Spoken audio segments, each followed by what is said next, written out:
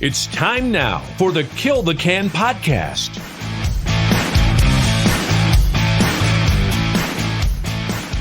Good morning, ladies and gentlemen, and welcome to the Kill the Can podcast. I hope you're doing well.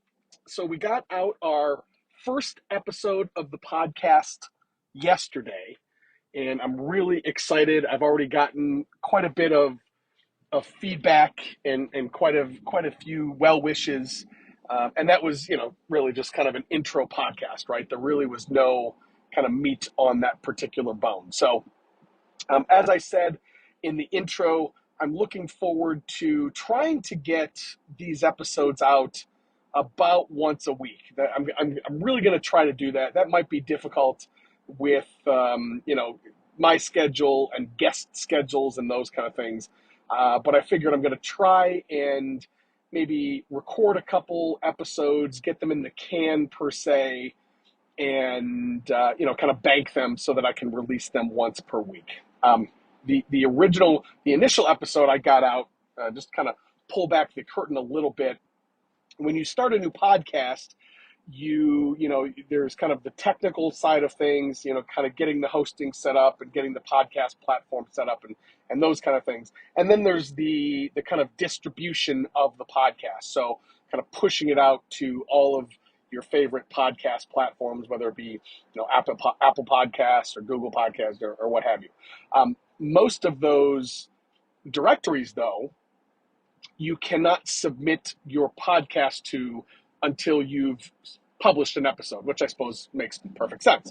So one of the reasons that I wanted to put that first episode out yesterday, even though it was super short form, was so that I had a podcast that I could publish that I could then push out to those additional directories. So I'm hoping, so Podbean is is kind of the platform that I use to host this podcast. But hopefully over time, you will begin to be able to find this podcast in whatever your preferred podcasting platform is. Again, whether it's Stitcher, iHeartRadio, or Apple Podcasts, Google Podcasts, Spotify, those kind of things. So again, just kind of pulling back the curtain a little bit. Like I said, I've gotten several messages just since I released the initial podcast yesterday. I've gotten texts from longtime quitters, folks that I haven't heard from in a long time, wishing us well and wishing me well and those kind of things. I have already secured kind of promises from quite a few quitters to come on the podcast here. So I'm really, really excited kind of about where this is going and the future of the Kill the Can podcast. So thank you very much for all that those have, all of you that have reached out, and I'm really looking forward to it. One thing I did want to mention, if you have questions or topics that you want us to cover here on the podcast, reach out. Like, let us know. Even if you don't want to be a guest, you're not interested in anything like that, reach out. I'm happy to answer questions. I'm happy to cover topics, whether it's by myself or with a guest. I think that this would kind of be a really cool opportunity for the community to reach out and get your questions answered. Especially if, if you're somebody that, isn't into social media, and you're not into, you're not on the Discord forums, those kind of things. Maybe you're a little bit shy, those kind of things. This might be a really good opportunity for you to get some quick feedback and some questions answered in a more kind of quote unquote anonymous fashion. If you don't want me to mention your name or anything like that, I certainly won't, but I'm happy to answer your questions. So just a thought, there's a gazillion and one ways to get in contact with us. There's the contact form on the website, www.KillTheCan.org/contact. You can leave a comment in whatever podcast platform you're listening to us on. You can leave a comment on the forums, on Discord. You can send me an email, send me a tweet. Like, there's a million and one ways to kind of get in contact with us. So I'd urge you to do that, and give us some topics that we could talk about here on the podcast. What I wanted to cover today real quick was my first ever quitter meet. And if you're not familiar with what I'm talking about when I talk about a quitter meet, it can be one of the most important tools in the arsenal of a quitter. And what I mean by quitter meet, it's when you get together face to face and you meet a fellow quitter. Um, Obviously, over the last several years with the pandemic, this has become kind of difficult to do. In fact, most of the quitter meets kind of ceased to exist really for the majority of the last couple years. But I'm thrilled to say that now that we are out of or coming out of COVID and kind of face-to-face interactions are becoming, returning to normal. I'm hoping that the quitter meets will start to pick up again. Um, I've personally met hundreds of quitters over my years of being quit, and I can tell you that once I meet a quitter, it really does kind of make your quit just that much stronger. It makes the bond that you have with that quitter that much more real and tangible and those kind of things. And so I always tell people, like, hey, get together, trade numbers. If you guys are traveling, you can always, run across a fellow quitter. And it really can be just something that really kind of strengthens your quit and takes it to the next level.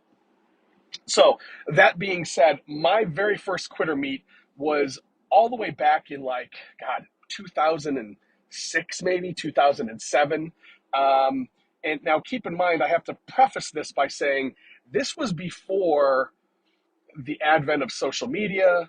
This was really before even texting really became a mainstream. I mean, we had texting, obviously, but it was really before, like, any of these kind of things. It was before social media, it was before Facebook, it was before, those kind of things. So I had an opportunity.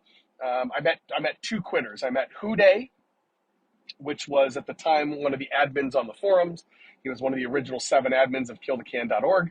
And I met his brother, his real life brother, Highway 48. And so I live in the Cleveland area, and they live in Cincinnati, and they are huge Bengal fans, both figuratively and literally huge. They're both just massive, super tall guys. And anyways, they were coming from Cincinnati up to Cleveland to watch the Bengals and Browns game one Sunday afternoon. And so we decided that we were going to get together. And so they were staying over on the west side of Cleveland. I live on the east side. And we decided that we were going to meet at this bar on the west side of Cleveland.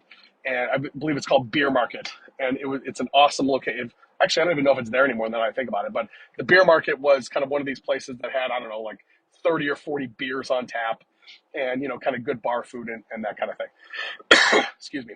And so I told my wife, I said, hey, I'm going to go meet these guys, and I'll be back by 10 o'clock or whatever it was. And she said, now again, remember, this was pre-social media, before texting, really, those kind of things. And she said to me, so let me get this straight. You are driving across town to meet 2 dudes that you met on the internet. I said, yeah. And she said, have you ever, like, seen them before? I said, no.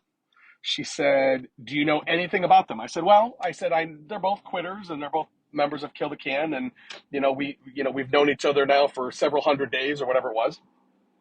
And she goes, you need to be really careful. You don't know anything about these guys. They might be up here, to kidnap you, to murder, whatever. Now, again, today that sounds really kind of asinine to say that, but back in the day, it was a really kind of nerve-wracking experience to go and meet these 2 guys that I didn't know what they looked like. I talked to them a bunch of times on the forums and those kind of things. In fact, Huday Dave was one of my biggest supporters when I was kind of a young quitter. So I'm part of the October 2006 quit group, and I think he was part of maybe April 2006 April or May. I don't remember exactly which one. So he was a huge help to me, a mentor in my quit. And I really kind of thought of him, or still do, thought of him as a big brother. And so I didn't have any of those fears that my wife did, but I can certainly understand, why she thought that way. So anyways, I drove across town and I parked my car. I get out, and they had told me, what they looked like, and they said, well, we're both going to be wearing Bengals jerseys. And so, sure enough, I walk in the bar and I spot these two just massive human beings. These two super, I think Dave is 6'4", and his brother's maybe even taller than him, and I'm a tiny guy. I'm 5'10" on my best day, and I see these guys, and they both have their Bengal jerseys on, so I knew who they were. Now, they had never seen me either, so they didn't know what I looked like, and so I kind of chickened out for a minute. So I walked right kind of straight through the bar, and I walked literally within 2 feet of them. I walked right past them, and I went into the bathroom, and I kind of went into the bathroom and kind of got my wits about me, and came out of the bathroom, came up and introduced myself, and it was awesome. We proceeded to have the absolute best time that night, getting to know one another, talking about our quits, talking about our families. We had some drinks, we had some food, and it was just an amazing experience. And I will never forget my initial, that night, that initial quit meet at the beer market, because what it did for me was, even though I was already invested in my quit, I was already invested in the Kill the Can community, I was already invested in kind of this brotherhood and these bonds that we talk so much about, it really brought it home. It was, I finally was able to put a name with a face. I knew somebody now personally. I had met them. I had broke bread with them. I had shared stories with them. And one other really, really cool thing that you find when you meet a fellow quitter, no matter how different you are in your background, right? Whether you're, one person's a lawyer and the other person's a laborer, one person's a IT person and the other person, whatever it is. I have found in my experience that when you get together face to face and you start talking about the shared experiences that we have when it comes to quitting dip, it's like all of those other differences just melt away. And I just can't describe how awesome that is when you are literally, you're face to face with somebody and you're building the bonds of brotherhood. And again, I can't tell you enough. I can't suggest enough how important I think quitter meets are. There's an entire section on the website of pictures of quitter meets over the years. I mean, we have hundreds and hundreds of them. I would urge you, if you've never gotten together with a fellow quitter, go out of your way and do it. Even if you're a little bit uncomfortable, even if it's not your thing, I would urge you to get together with a fellow quitter and make those bonds. And I can promise you that it will strengthen your quit. It absolutely will do that. I would also ask you, if you do that, take a picture, send it in for the site. We would love to see it. I've rambled on enough. Like I said, especially now that the pandemic is coming to an end, get together, see your fellow quitters, break bread, build those bonds. All right, quitters, I'll talk to you soon. I hope you have a wonderful day. Thanks for joining me. Have a good one. Join us again next time for another edition of the Kill the Can podcast.